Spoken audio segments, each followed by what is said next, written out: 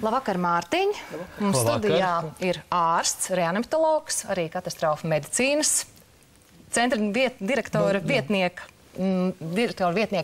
Un jūsu pieredze, kad tas ir bijis tiešām ārkārtīgi izšķirīgi, kad cilvēki ir izglābuši kādu cilvēku dzīvību? Jā, nu varbūt ne gluži kā video, kad visi iet garām, bet tā ir. Jebkurā gadījumā traģiski. Tas tiešām ir traģiski ierasties izsaukuma vietā ar brigādi, kur cilvēks tiek konstatēta nāve, un tā brigāde atnāk pēc 5, 7, 10 minūtēm, un pilnīgi saprotam to, ka šis cilvēks varēja būt dzīvs, ja tuvākais līdzcilvēks būtu izdarījis elementāras lietas. Vai ir daudz pirmkārt uz kopējā fona šo gadījumu? Sumāri mēs esam aplēsuši, ka šādu gadījumu varētu būt runa gadā 20 līdz 30 cilvēki, kuriem nesniegšanas rezultātā, palīdzības nesniegšanas rezultātā no līdzcilvēkiem iestājas viņa nāvi. Ja? Es nerunāsim par tiem varbūt daudziem desmitiem, kur saulaicīga nesniegšana rada atlikušās dzīves kvalitātes pasliktināšanās, jeb pareizāk teikt, tā invaliditāte smagāk. Nu tad pavisam konkrēts piemērs. Konkrēti piemēri ir, piemēram, ja, jauns cilvēks, labā ģimenē audzis, bet, diemžēl, cukurdiabētis. Viņš ir bijis treniņā, viņš ir trenējies, un laikam kaut kas nav bijis kārtībā ar insulīnu lietām. Viņš iet mājās no treniņa, viņš pakrīt uz ielas, visi uzskata, ka viņš ir droši vien kaut kāds narkomāns, pieiet vēl kaut ko pat ar kāju iesper, un tas cilvēks beigās reanimācijas nodaļā neizglābts aiziet viņā saulē. Vai es kā salīdzinu tādu sadzīviskās, negaidītās elektrotraumas.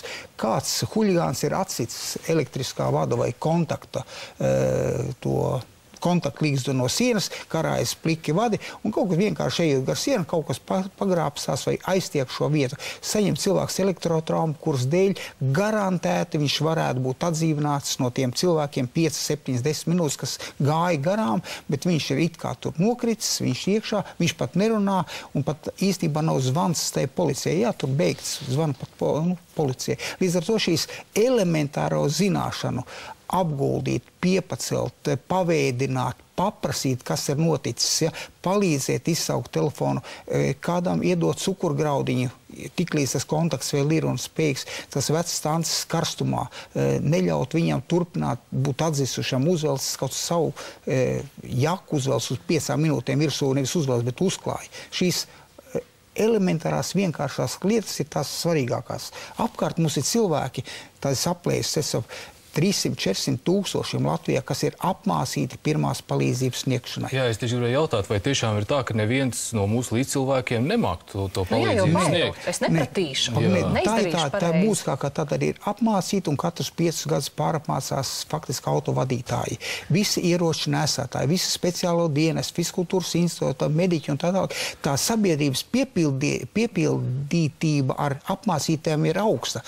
Bet tad sanāk, ka cilvēki baidās sniegt to palīdzību, jo domā, ka varbūt tas cilvēks nevis cietušais, bet guļošais ir dzērājs, vai jūs teicāt narkomāns? Bet viņš ir cilvēks.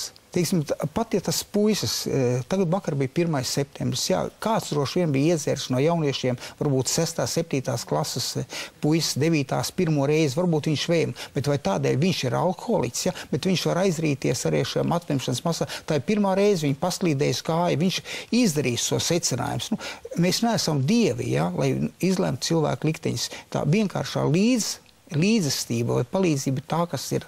Vēl jau vairāk, ja tās ir tikai 5 vai 10 minūtes, kā kura gadījumā. Jā, būtiskākā tiešām tas ir iestājas sirds apstāšanās. Tātad vēl jau vairāk tas silts laiks 5 minūtes, un viņš ir neatgriežams šai saulē tādēļ, ka viņam ir mirusas smadzenes. Tas ir miris cilvēks. Elementārs masēšanas. Tad sanāk, ka viss atkarīgs ir no mums pašiem. Attaisīt krādziņu, uzliet ūdeni, iedot cukurgraudziņu. Ja palīdzēt palīdzību glābšanai, tā skaitā masāžu, ja nemāku, es savus palīgā, pienāciet man palīgā, pievērst, un tu, vēl kāds no blakus, mēs pienāks, kāds zinās to lietu. Jā, paldies, Mīš, paldies. Jā, paldies. Tātad sanāk, viena lieta ir, ka tā ir nelaime, kurā tu esi nokļuvis, bet otra lieta ir, ka mēs paši kāpjam uz grābekļa un atkal izmantojam tos pašus plasmasas traukus. Par to arī mūsu nākamais stāsts.